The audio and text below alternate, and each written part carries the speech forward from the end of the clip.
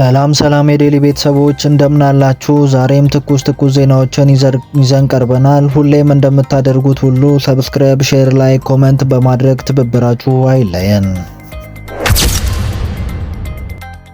ፕሬዝዳንት ዶናልድ ትራምፕ የኢራኑ መሪ አያቶላህ አሊ ካሚኒ ኢራን ከእስራኤል ጋር ያደረገችው የ12 ቀን ጦርነት አሸንፋለች የሚለው የይግባኝ ጥያቄ ተቃውመዋል። የኢራን የኒውክሌር መሳሪያ ለማምረት ከሞከረች አሜሪካ ሀገሪቱን በአይቀጡ ቅጣት ሁኔታ እንደምትደበድባት አስታውቋል። የአሜሪካ ፕሬዝዳንት አርብ ዕለት በትሩዝ ሶሻል ሚዲያ ላይ ባሰፈረው ጽሑፍ የኢራን ከፍተኛ መሪ በከፍተኛ ሁኔታ አውግዟል። ካሚኒ አስከፊና አስፈሪ ሞት እንዳናደዳቸውና በመግለጽ በቀደመው ቀን ጦርነት አሸንፈናል ማለታቸው በግልጽ እና በሞኝነት እንደዋሹ ትራምፕ መናገራቸውም ከዚህ ቀደም ባቀረብነው ዜና ዘግበናል። የእስራኤል የኢራን ጦርነት በዚህ ሳምንት በተኩስ አቁም ስምምነት ካበቃ በኋላ ለመጀመሪያ ጊዜ ባደረጉት ንግግር ካሚኒ ዩናይትድ ስቴትስን በፎርዶ፣ ኢስፋሃን እና በናታንዝ የሚገኘው የኒውክሌር ጣቢያ ላይ ከደረሰባት ጥቃት በኋላ በኳታር የሚገኘው ትልቅ የአሜሪካ ወታደራዊ ካምፕ ላይ ሚሳኤል መተኮሱ ኢራን አሜሪካን በጥፊ መታታለች ብለዋል።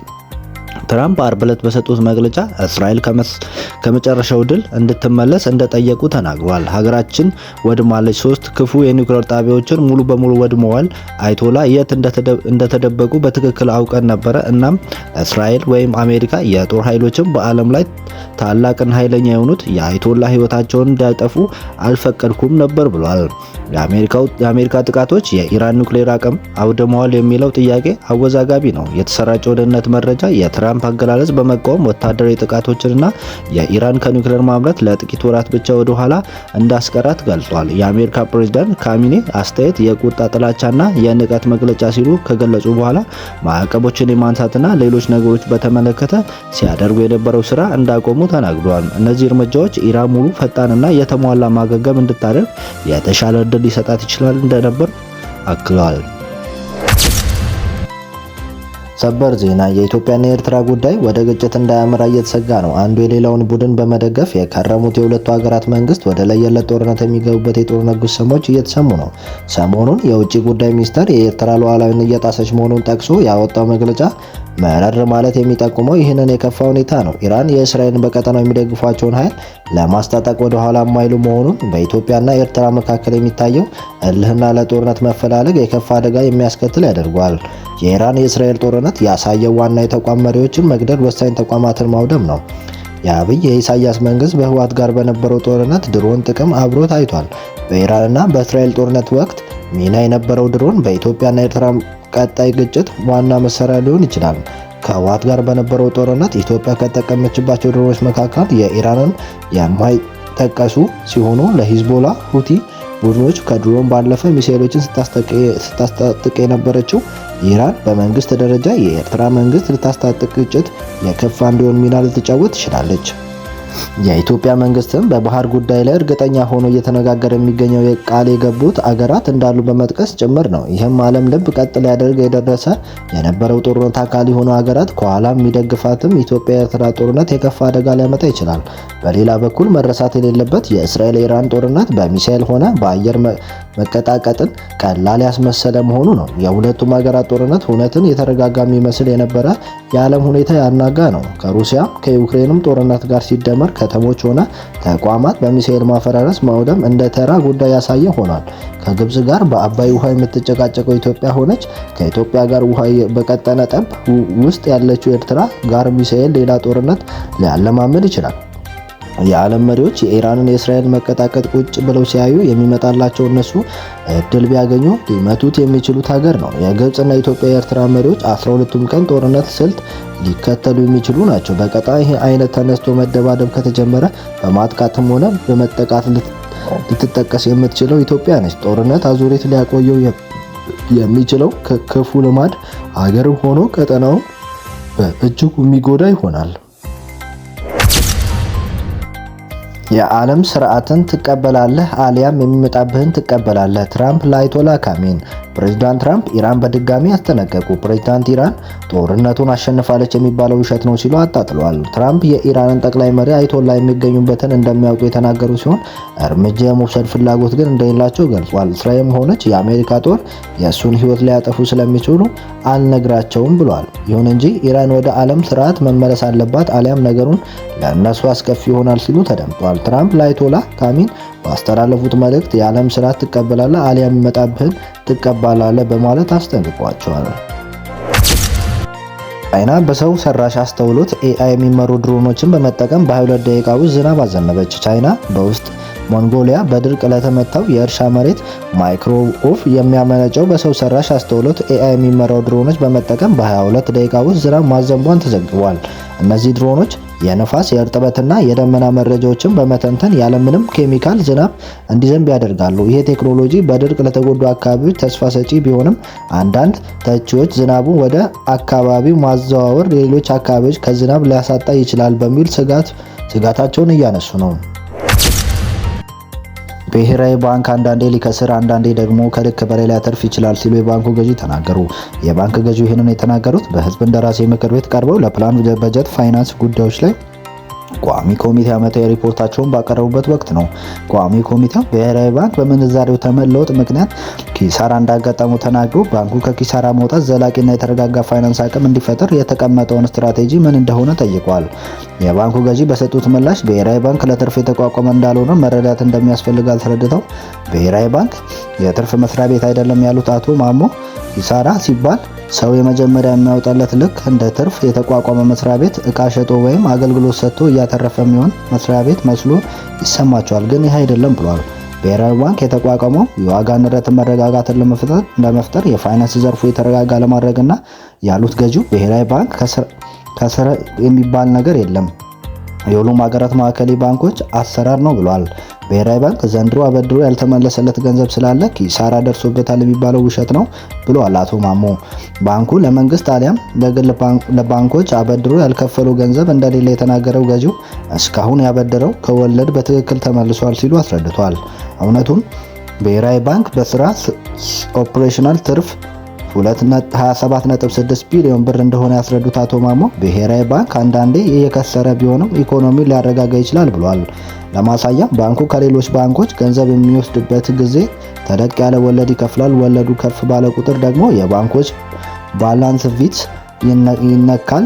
ስለዚህ ብሔራዊ ባንክ የዋጋ መረጋጋት ዓላማን ለማሳካት ባንኩ አንዳንዴ ከስሮ ሌላ ስራ ሊሰራ ይችላል። ይህም በማዕከላዊ ባንክ አሰራር የተለመደና የሚጠበቅ ነው ሲሉ አስረድተዋል። ለማሳያ ያለፉት 3 ዓመት የማዕከላዊ ባንኮች ፋይናንሻል ሪፖርት ብንመለከት የአሜሪካ ማዕከላዊ ባንክ፣ የአውሮፓ ማዕከላዊ ባንክ፣ የእንግሊዝ ማዕከላዊ ባንክ እና የኬንያ ማዕከላዊ ባንክ ሁሉም ሞኔታሪ ኦፕሬሽን በሚሰሩት ወቅት ኪሳራ ገጥሟቸዋል ብሏል። ልክ ለትርፍ እንደተቋቋመ የአምራች ኩባንያ ብሔራዊ ባንክ አትርፎ ከሰረ መባል እንደሌለበት አቶ ማሞ በምክር ቤቱ ቆይታቸው አስረድቷል። የእንግሊዙ ፐርሰር ፊውዥን ሰንበርድ የተሰኘ የኒውክሌር ፊውዥን ሮኬት እየገነባ መሆኑን ተሰምቷል። የእንግሊዝ ኩባንያ ፐርሰር ፊውዥን በሰዓት እስከ 329,000 ማይል ፍጥነት የመድረስ አቅም ያለው ሰንበርድ የተሰኘ የኒውክሌር ፊውዥን ሮኬት በማበልጸግ ላይ መሆኑን ተገልጿል። ይህም አብዮት ቴክኖሎጂ ወደ ማርስ የማድረግ የጉዞውን ጊዜ ከ7 ወር ወደ 1 ወር ሊያሳጥረው ይችላል የተባለው እንደገና ጥቅም ላይ ሊውል የሚችለው ዳይሬክት ፊውጅ ድራይቭ ቴክኖሎጂው ከፍተኛ ፍጥነት ያለው የህዋ ፍለጋ የማሳለጥና በአንድሮይድ ማዕድን ማውጣት ለማመቻቸት ያለመ ነው ተብሏል። በውሃ ላይ የሚደረገው ሙከራ በረራ በ2027 ዓ.ም ታቅዷል ነው የተባለው። ጋዛ ባገራችው ዘገባ ከስራ የተሰናበተችው ጋዜጠኛ $45,511 ካሳ ተወሰነላት። ስለ ጋዛ ባጋራችው ዘገባ ምክንያት ከስራ የተባረረችው ጋዜጠኛ የ$45,511 የአሜሪካ ዶላር ካሳ ተወሰነላት። አውስትራሊያዋ የፌዴራል ፍርድ ቤት እንዳስታወቀው አንቶኔት ላቶፍ የተባለችው የአውስትራሊያ ብሮድካስቲንግ ኮርፖሬሽን ጋዜጠኛ ሂዩማን ራይትስ ሰዎች የጋዛ ጦርነት አስመልክቶ በኢንስታግራም የለጠፉት ዘገባ በኢንስታግራም ገጿ አጋርታለች። ይህም ተከትሎ በፖለቲካው አመለካከትና በዘሩ አማካኝነት የእስራኤል ወታደራዊ ዘመቻ ተቃውማለች። ማለትም የሬዲዮ ጋዜጠኝነት ከሆነች ስራዋን ተሰናብታለች። ጋዜጠኛዋ በዘገባው ምክንያት ከስራ መሰናበቴ ፍትሐዊ አይደለም በሚል የመሰረተችው ክስ አሸንፋለች። ጋዜጠኛዋ በህገ ወጥ መንገድ ከስራ ተቀንሻለሁ በሚለው ክስም $45511 ካሳ ተወስኖለታል ሲል ቢቢሲ ዘግቧል። ሻሚን ከአሰቃቂ ሞት አድኜዋለሁ ባያመሰግነኝም ችግር የለውም ዶናልድ ትራምፕ። የአሜሪካው ፕሬዝዳንት የእስራኤል በኢራን ከፍተኛ መሪ በአያቶላ አሊ ሻሚን ላይ ልትሰነዝር የነበረው የመጨረሻው የአየር ጥቃት በግላቸው እንዳስቆሙት በትሩዝ ፔጃቸው ላይ አስታውቋል። ሻሚን በንግግራቸው ስለ ጦርነት ውጤት እያዋሹ ነው ሲሉም ወቅሰዋል። ትራምፕ በትሩዝ የሶሻል ባሰፈሩ ጽሁፍ ለምንድነው የጦር ቀጠና የሆነችው ኢራን የበላይ መሪ የሚባሉት አያቶላህ ኻሜኒ መግለጫቸው ውሸት መሆኑን እያወቁ ከእስራኤል ጋር ጦርነት እንዳሸነፉ በግልጽና በምኞት የሚነግሩት ሲሉ ጠይቋል። ትራምፕ ለ12 ቀናት የዘለቀው ግጭት የመጨረሻ ቀን ውስጥ እስራኤል በቀጥታ ወደ ቴህራን ያቀኑ እጅግ በጣም ብዙ አውሮፕላኖች እንድትመልስ ጠይቄ ነበር። ይህም እስካሁን ጦርነት ውስጥ ትልቁ ጥቃት ሊሆን ነበር። ያንን ጥቃት አስቆሚዋለሁ ብለዋል። በጋዛ አሜሪካ በምታቀርበው የምግብ እርዳታ ውስጥ አደንዛዥ ዕፅ ተገኘ። በጋዛ አሜሪካ በምታቀርበው የምግብ እርዳታ ዱቄት ውስጥ የኦክሲዲን የናርኮቲክ ኪኒኖች እና አደንዛዥ ዕጾች መገኘታቸውን የጋዛ ባለስልጣናት አስታወቁ። የጋዛ ባለስልጣኖች ሚዲያ ቢሮ ጂኤምኦ አርብ ዕለት በአሜሪካ የሚደገፈውና በእስራኤል ወታደራዊ የሚተዳደረው የጋዛ የሂውማኒቴሪያን ፋውንዴሽን ለተራቡ ፍልስጤማውያን በተከፋፈሉ የዱቄት ከረጢቶች ውስጥ ኦክሲኮዲን አይነት የናርኮቲክ ኪኒኖች መገኘታቸውን ገልጿል። የጋዛ መንግስት የሚዲያ ጽህፈት ቤት ባወጣው መግለጫ በጋዛ ከሚገኙ በአሜሪካ ከሚመራው የእርዳታ ማካፈያ ቦታዎች ላይ ለፍልስጤማውያን በተከፋፈለ ዱቄት ከረጢቶች ውስጥ ኦክሳይዲን ኪኒኖች መገኘታቸውን ሚዲያ ኢስት አይ እና አናዶል ዘግበዋል። ባለስልጣኑ ለዜና ምንጮች እንዳሉት በምግብ ዱቄት ውስጥ የተገኙት ክኒኖች እና አደንዛዥ ዕጾች ሆን ተብለው የተጨመሩ ናቸው። ይህም በጋዛ ህዝብ ጤና ላይ ቀጥተኛ ጥቃት ነው ብለዋል። ባለስልጣኑ ለተፈጸመው አስከፊ ወንጀል እስራኤል ሙሉ በሙሉ ተጠያቂ አድርገዋል።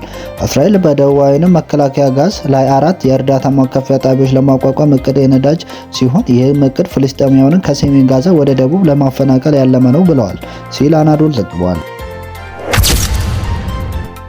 ዜና የኢራን ጦር አዛዦች የኒውክሌር ሳይንቲስቶቿን ቀበረች። ኢራን በእስራኤል ጥቃት የተገደሉባትን የጦር አዛዦች የኒውክሌር ሳይንቲስቶች የቀብር ስነ ስርዓት ፈጸመች። በሁለቱም ሀገር መካከል 12 ቀናት በዘለቀው ጦርነት እስራኤል ባደረሰችው ጥቃት ለተገደሉ የጦር አዛዦችና የኒውክሌር ሳይንቲስቶች መንግስታዊ የቀብር ስነ ስርዓት ዛሬ ቅዳሜ አድርጋለች ሲል አልጀዚራ ዘግቧል። የተኩስ አቁሙ 4ኛ ቀኑን አስቆጥሯል። እንደዚህ አይነት ትኩስ መረጃዎች እንዲደርሱት ፎሎ፣ ሼር፣ ላይ ኮሜንት በማድረግ ትብብሮት አይለየን እንላለን። ጄኔራል ታደሰ ወረደ አለም ገብረዋህድን አማካሪያቸው አድርገው ሹመት ሰጡ። የትግራይ ክልል ጊዜያዊ ፕሬዝዳንት የሆኑት ሌተር ጄኔራል ታደሰ ወረደ በጻፉት የሹመት ደብዳቤ አቶ አለም በምክትል ፕሬዝዳንት ማዕረግ የዞኑ የወረዳና ከተማ የፖለቲካ ጉዳዮች ክትትል አማካሪ ሆነው መመደባቸውን ገልጿል።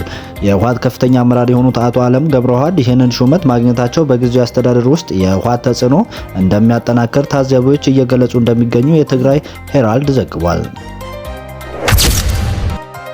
የዓለም ባንክ የኢትዮጵያን ጨምሮ 39 ሀገራት በግጭት የተነሳ ወደ ኋላ እየቀሩ ነው አለ። ባንኩ በኮቪድ ወረርሽኝ ወዲህ በዓለም ሀገራት ላይ ያደረገው ጥናት ተከትሎ ባወጣው አዲስ ሪፖርት 39 ሀገራት ከፍተኛ አደጋ ውስጥ እንደሚገኙ አስታውቋል። የባንኩ ምክትል ቺፍ ኢኮኖሚስት አይሃን ኮስ ሲናገሩ በግጭት አለመረጋጋት ውስጥ ባሉ ሀገራት ኢኮኖሚ እድገት ይልቅ መቀዛቀዝ እየለመደ ነው ያሉት ሲሆን ይህንን እነዚህ 39 ሀገራት እንደሚያካትት አስረድቷል። ከ39 ሀገራት ውስጥ 21ዱ አሁንም በግጭት ላይ የሚገኙ መሆናቸውን ገልጾ ከነዚሁ መካከል እንደ ምሳሌ ኢትዮጵያ፣ ዩክሬን፣ ሱዳን፣ ጋዛንና ጠቅሷል። የዓለም ባንክ በዚህ ሪፖርት ግጭት እየበዛ ከመጣው ተጨማሪ ረሃብም ይከሰታል ያለ ሲሆን የእነዚህ 39 ሀገራት ኢኮኖሚ በግጭትና እየተንኮታኮተ እንደሆነ በርካታ ህዝቦቿ የምግብ ዋስትና ስጋት ውስጥ መግባቱን አስታውቋል ሲል ኤፒ ዘግቧል። ሰብስክራይብ፣ ሼር፣ ላይክ፣ ኮሜንት በማድረግ ትብብራችሁ አይለየን። እናመሰግናለን።